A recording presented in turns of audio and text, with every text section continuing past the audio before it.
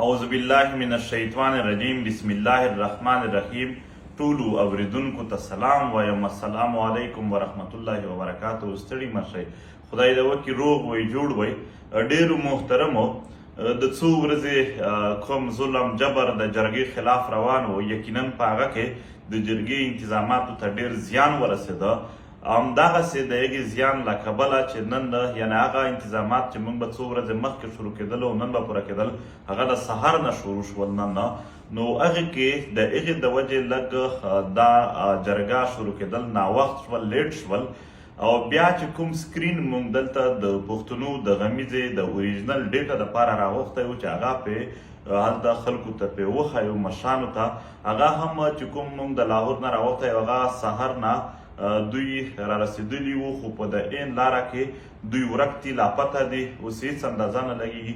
بیا چې موږ بل سکرین سیټ کولو، لاؤډ سپیکر سیسټم مو سیټ کولو او دلته مو خیمې او یو هال سیټ کولو، په دې کې ظاهره خبره ده یو څو ساعتونه وو او ولسونه هم په دومره لوی شمېر راورسېدل چې هغه لوی تعداد کې دننه هغه انتظامات کول هم بیا لږ سره سستۍ شکار شول، یعنې هغه اخوا دخوا کول به هم و په دې کې.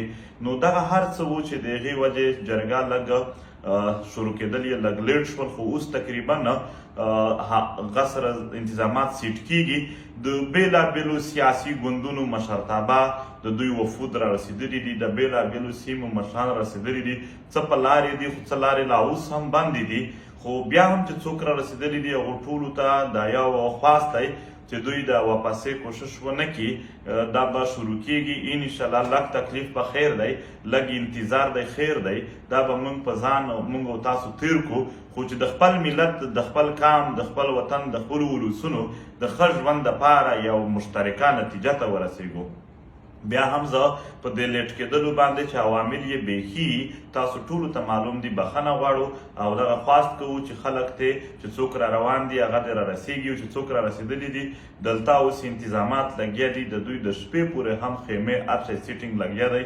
دا به وشي جرګه انشاءالله اوس به لږ ساعتونو کې لږ وخت کې هغه سټارټ کېږي چې څومره مشران دي هغو ته، یعنې هغو دپاره به سکرین سیټ کېږي. او سکرین راورسېدل تقریبا، لاؤډ سپیکر اوس راورسېدل. د څو ورځې خو نه ټینټونه، نه لاؤډ سپیکر، نه سکرینونه چا په کریا هم نه شوندل، ځکه چې دغو ظالمانو د یو کور ته ورغلي وو. نو هغه ټول سیټینګ چې مونږ کولو، بیا په منځ کې اورونه یو شي بل شي هم دغې باندې لږ ناوختي وشوله. خدای دې تاسو راته آباد لري. وخت راغلی دی چې پښتانه په یو ځای یو، لږ انتظار او لږ ناوختي چې کومه ده دا به راسره برداشت کوئ. خدای مو آباد لره، خوشحال اوسئ.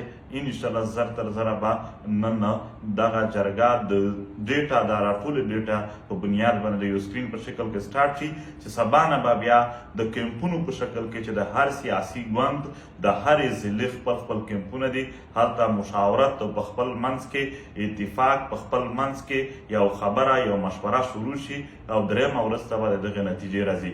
خدای مو تل آباد لره، خوشحال اوسئ.